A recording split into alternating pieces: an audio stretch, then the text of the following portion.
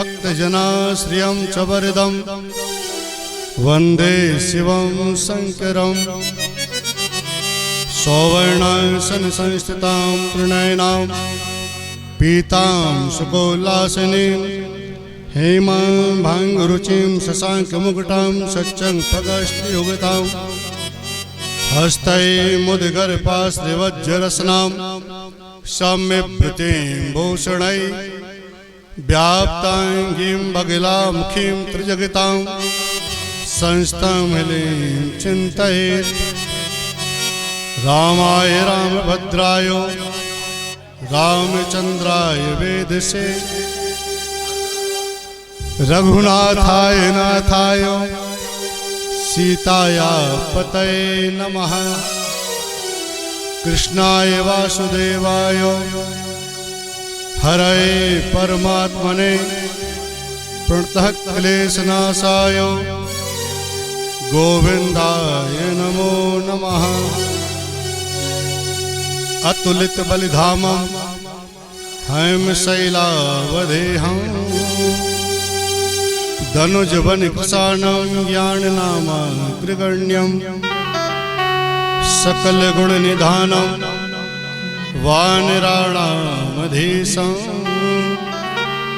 रघुपति प्रिय भक्तं वाद्यजातं नमामि। मंगल भवन अमंगलहारी द्रिबाहुं सुदशरथ अजर बिहारी सिया राम मैं सब जग जानी करहूं प्रणाम जोरी जुग पानी।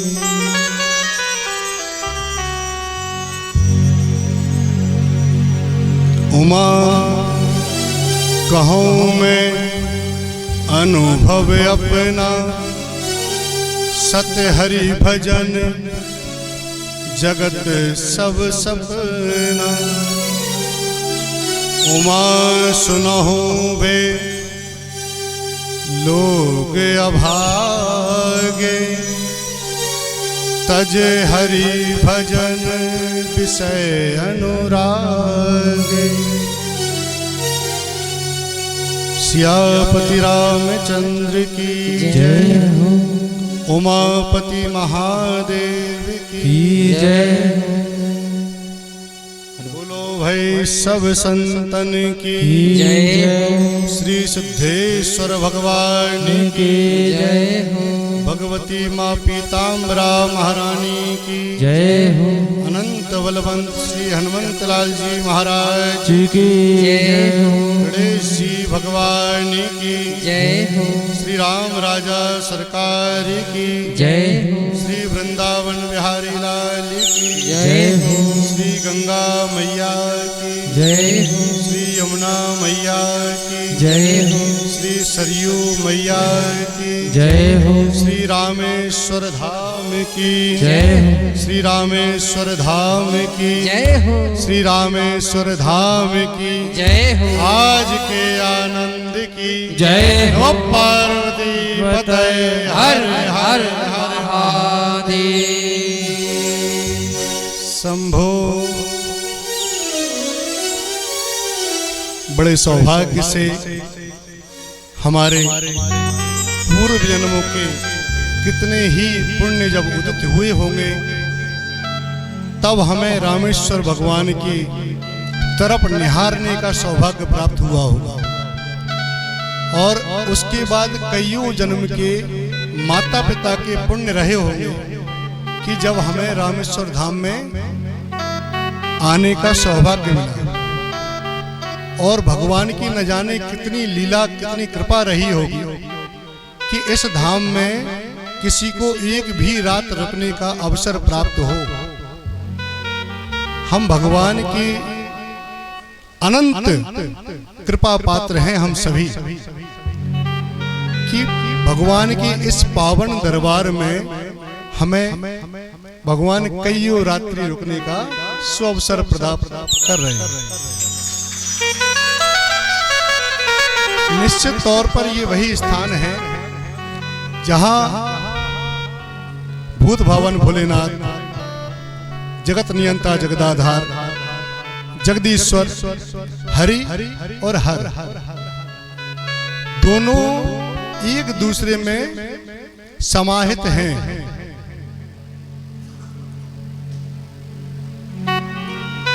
शिवस्य हृदयं विष्णु, विष्णोर हृदयं शिवः। हमारा ये शरीर जो है, इस शरीर में सबसे आवश्यक अंग कौन सा है?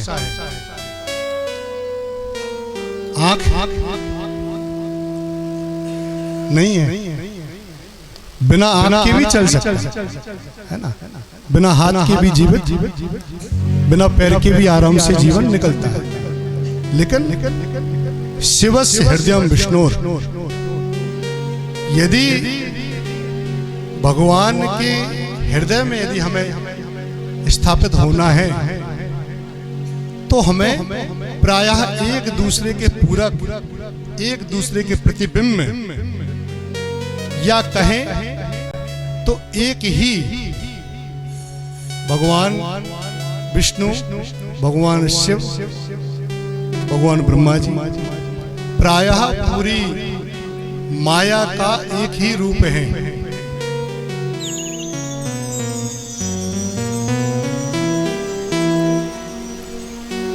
गोस्वामी तुलसीदास जी तो न जाने कितना लिखा उन्होंने भगवान शिव के लिए। यहां वेदव्यास जी भगवान जब सभी पर लिख चुके, उनके हृदय को जब आराम नहीं मिला तो उन्होंने जगत नियंता को लिखना प्रारंभ किया, या कहें तो उनकी ही शब्द वांगमय स्वरूप उनकी लेखनी से गणेश जी के द्वारा निकलना प्रारंभ हुआ।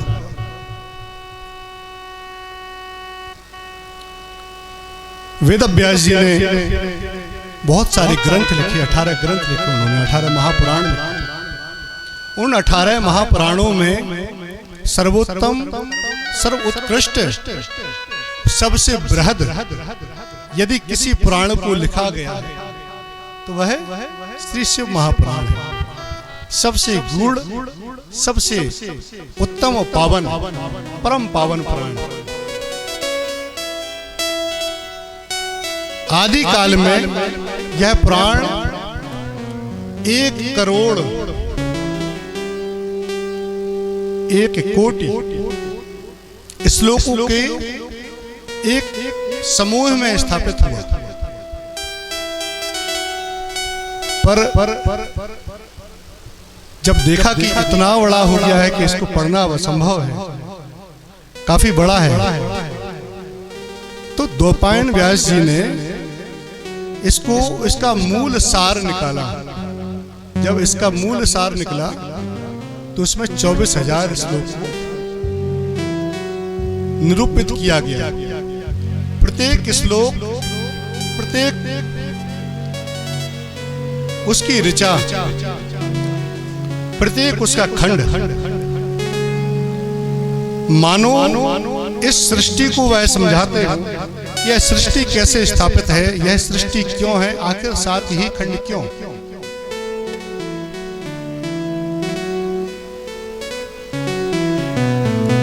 यह ग्रंथ जो है वह 7 खंडों में विभक्त किया गया है।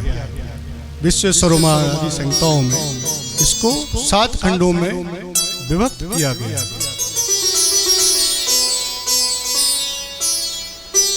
वह बिल्कुल ऐसे ही है जैसे 7 वार में हम लोग निश्चित तौर पर वहां पहुंचे जहां के लिए यह ग्रंथ कहता है। ग्रंथ क्या कहता है? जब हम लोग प्रथम इसका खंड पढ़ते हैं तो वह समझाता है कि हम लोग भौतिक हैं। हम लोगों को सबसे पहले इस भौतिक जगत को जीतना होगा। द्वितीय खंड आता है तो भुवा, जब हम लोग इस भौतिक जगत को जीतते हैं तो द्वितीय खंड में प्रवेश करते हैं। फिर जब हम लोग भूत से उठकर भुवा में पहुंचते हैं, आकाश में पहुंचते हैं, जब हम लोग अपने उत्तम कर्म करते करते इस भूमि पर श्रेष्ठतम समझने लगे तो हमें भुवा की प्राप्ति होती है। तात्पर्य हम इस पृथ्वी पर निष्पाप होकर जब विचलित होते हैं तो हम लोग भुवा की ओर जाते हैं। फिर स्वा, फिर महा। जब हम लोग स्व में जाते हैं तो हम अपने आप को अंतःकरण में शुद्ध करने के बाद में महान तक की ओर पहुंचते हैं। फिर जनः, फिर हम सभी को महानतम मार्ग पर प्रतिष्ठित होने के लिए, चलाने के लिए वो प्रयत्न करते हैं सभी जनों को।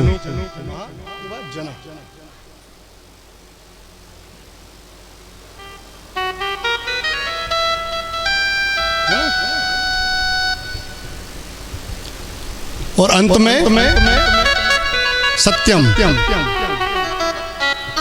जब सप्तम हम सीढ़ी पर पहुंचते हैं, तपह के बाद में सत्यम, हमें तप करना चाहिए और तप करने के बाद जो प्राप्त होता है वह सत्य प्राप्त होता है। और हम लोग संभवतः इन जब तक हम लोग इस कथा को सुनेंगे या समझेंगे तो निश्चित तौर पर यह पूरा का पुराण सत्य पर ही आधारित है। सत्यम परम धीमहि।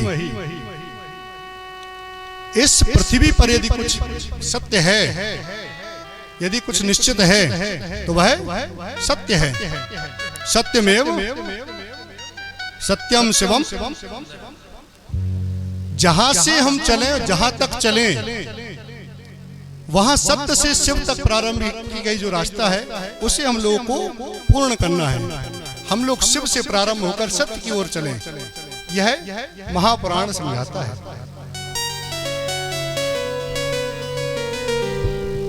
कई लोग मन में कह रहे होंगे महाराज 48, 50, 55 घंटा से चले आ रहे हैं सुनते हुए।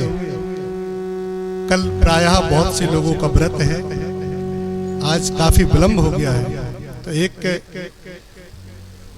छोटे से गीत के साथ में, मधुर गीत के साथ हम लोग अपनी कथा को विरामता की ओर ले चलेंगे। बाकी कथा कल, चूंकि 10:30 से अधिक का समय हो रहा है, अभी हम लोगों ने किसी ने संभवतः भोजन नहीं किया है ना। बड़े सौभाग्यशाली आप लोग भक्त हैं और मुझे लगता है उतनी ही सौभाग्यशाली ये पीठ भी है आज। निश्चित तौर पर ये पीठ आज गर्वित महसूस कर रही होगी। वह बहुत सारे लोगों को ये कथाएं सुनाती है, पर इस पीठ के लिए ऐसा अगर कोई वक्ता श्रोता मिले तो वह पीठ प्रसन्न होती है। एक बार जोरदार ताली आप सभी के लिए। आप देखिए, मैं देख रहा हूं पिछले 50 घंटे से आप सभी लोग कहीं ना कहीं भूखे ही हैं, कुछ ना कुछ खाया है पर पूर्ण नहीं है। मैं साथ में ही हूँ। आज हम लोग ट्रेन भी रास्ता भटक गई। अच्छा देखिए, आज हम देख रहे थे कि जब वहां से ट्रेन चली तो मैंने गूगल करके देखा उसको, तो निश्चित तौर पर जब ट्रेन हम लोगों की घूम रही थी और उसको नागपुर से आके सीधा आना था विजयवाड़ा वाले रूट पर, वह गई कहाँ? नासिक गई। फिर वहां नासिक से घूमते हुए कर्नाटक का पंपापुर आदि रास्ता होते हुए और नीचे तमिलनाडु के रामेश्वरम तक आई। यह निश्चित तौर पर वही रूट है, यह बिल्कुल वही रूट है जहां से रामलला आई थी। तो मुझे लगता है कि इतने दिन से ट्रेन लेट हो रही थी या कैंसिल हो रही थी। आज की केवल ट्रेन को हमें लगता है शायद हमारे शर्मा जी यहाँ कहीं बैठे हों, उन्होंने तमाम रेलवे को मेल की। कहाँ गए शर्मा जी? तमाम उन्होंने मेल किए रेलवे को कि साहब ये ट्रेन चलती रहे। अन्यथा इस ट्रेन को संभवतः हम और गुप्ता जी बैठे हुए थे और भी 3-4 एक दिन तो मनीष निखरा जी के यहाँ बैठे हुए थे। उसी दिन आपके यहाँ ट्रेन कैंसिल हुई। हम लोग एक साथ ही बैठे हुए थे और बैठ के हम लोग कोई चर्चा कर रहे थे निखरा जी के, हम लोग के यहाँ पहुंचना हुआ। देखे अच्छा निखरा जी का देखो, जैसे ही वहां पहुंचे इनके दरबार में से हम सामने से निकले, वहां मैसेज आया खट खट खट खट खट कैंसिलेशन। हम इनके दरबार में कह रहे कन्हैया और ये देखो थोड़ी देर बाद निकले, आप मिले गेट पर, 10 मिनट बाद फिर वो रिबूट के मैसेज आए। ऐसा 3 बार हुआ। कहने का तात्पर्य यह है कि यह ट्रेन जो आज आई है वह 3 बार कैंसिल भी हो चुकी है। उसके बाद जब आई तो वो ऐसी आई जैसे स्वयं रामलला आए हो, और वह भी पत्र पुष्प कंदमूल आदि खाते हुए आए थे। और लगता है उनके भक्त भी कंदमूल खाते हुए आए, कहीं खीरा कहीं कुछ है? कल एकादशी का सभी का व्रत है, अधिक समय ना लेते हो। भगवान का एक सुंदर सा तेरे डमरू की, तेरी डमरू की धुन सुन के रामेश्वर धाम में आया हूँ। तेरी डमरू की धुन सुन के हम रामेश्वर में आया हूँ। डमरू की धुन सुन के मैं रामेश्वर में आया हूँ।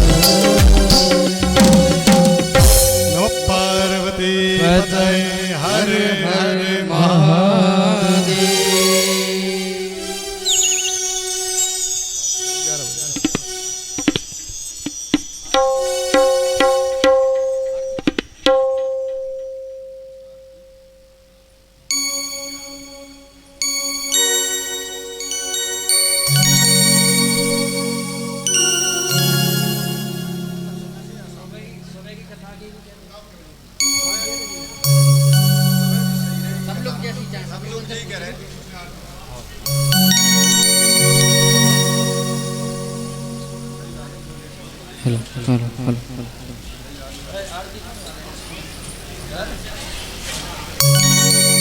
हेलो हेलो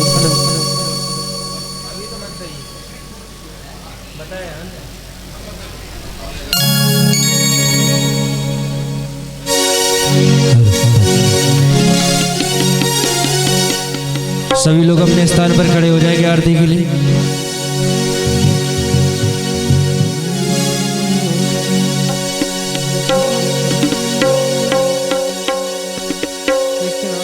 बोलिए शंकर भगवान की जय हो। ओम चंद्रमा मनसो जात हो सूर्यो अजायत श्रोतादायस प्राणस्य मुखाजग्नि न जायत। शिव भोले शंकर जी की है ये आरती, पापियों को पाप से है तारती। शिव भोले शंकर जी की है आरती, पापियों को पाप से है तारती। पापियों को पाप से है तारती, पापियों को पाप से है तारती, पापियों को पाप से है तारती, पापियों को पाप से है तारती। शिव भोले शंकर जी की है ये आरती, पापियों को पाप से है तारती।